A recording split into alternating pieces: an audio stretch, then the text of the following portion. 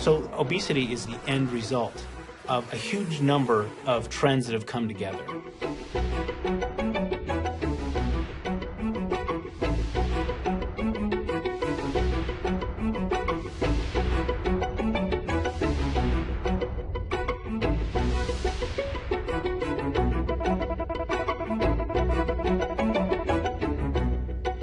The lifestyle that we have adopted has led to this toxic environment.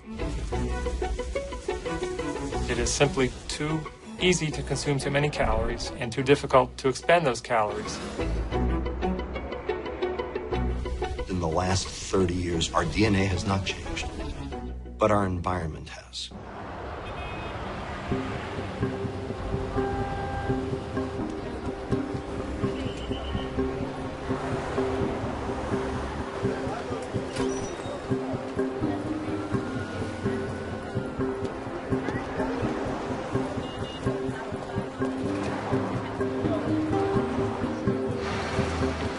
Clear from population studies that obesity affects some communities more than others.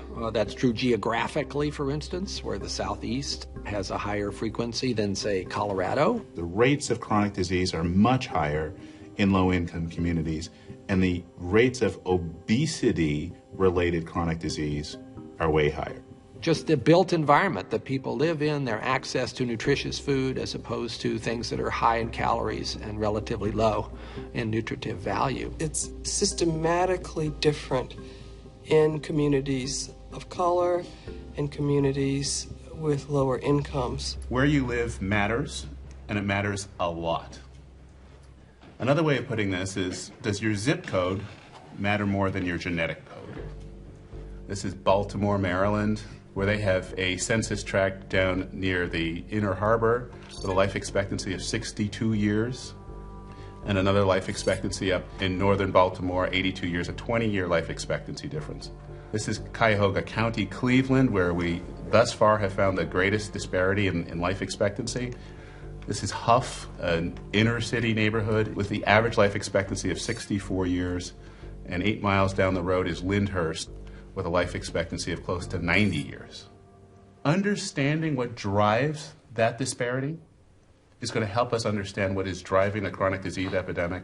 It's going to help us understand the tools and strategies to get underneath the obesity epidemic. We are seeing higher rates of obesity as incomes go down in America. If you're worried about where you're going to get that next meal, then when you do have money for that next meal, you want to use your few dollars as efficiently as possible. So you're going to buy the items, first, that are readily available. Second, you're going to buy the very large portion sizes. And third, you're going to buy items that have lots of calories. Anytime I want fast food, I just stand here and go like, Do 468 value menu. All for just $5. So good, it's just $1 each. Only $1 each. Just $3. Made with fresh egg, sausage. $2 could get you a biscuit with gravy and an egg. The new BK breakfast muffin sandwich for $1. A cheeseburger's $1. Wow.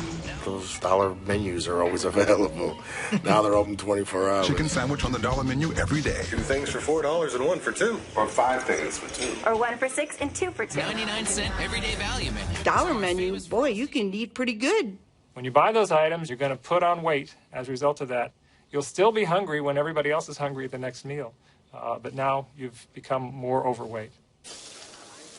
The mac and cheese Big Daddy Patty Melt.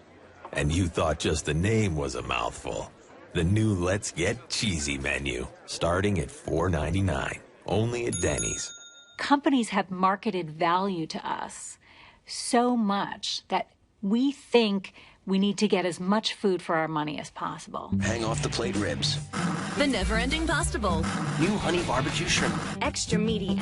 Bursting with sweet. Grand slam to every extra large. You're going to put the most advertising dollars into those products that have the highest margins.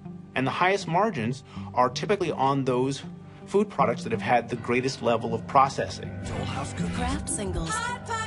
And typically, they're foods that we so now recognize are sort of central to this whole obesity problem. And yet those are the foods that the industry makes the most money from.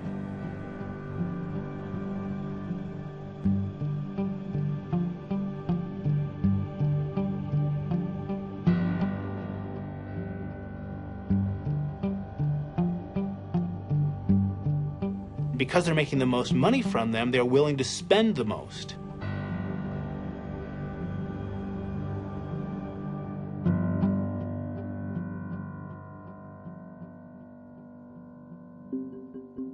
Over the past few decades, we've seen a tremendous increase in obesity rates. At the same time, we've seen a tremendous increase in corn and soy production, and we've also seen a proliferation of fast food restaurants. These trends are not independent. In fact, the increase in corn and soy production has made it very inexpensive, say, for McDonald's to feed all their cattle with low-cost corn. And products with high fructose corn syrup or soy-based fats and oils are increasingly available, and in fact, they're increasingly available at low cost. If you look at the USDA and where it says the cause of obesity is, it's an increase in our calorie consumption over the last 30, 35 years. And what's accounting for that increase? A quarter of it is thought to be added sugars, like those from corn. A quarter of it, roughly, is thought to be from added fats, most of which are from soy. Almost half is from refined grains, namely corn starches, wheat, and the like. The government subsidy programs are heavily tilted towards these large commodity crops: wheat, corn, sugar, dairy.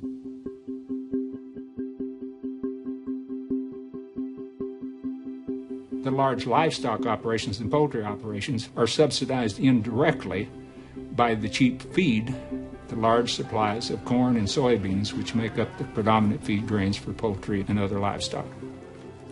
The grains that are used to make the buns or to feed the cows that go into the burgers are subsidized in cost. The cost of the unhealthy food is artificially low. Because of subsidies, it's cheaper to make these kind of meals than it otherwise would be. The government's helping you when you buy these sort of meals.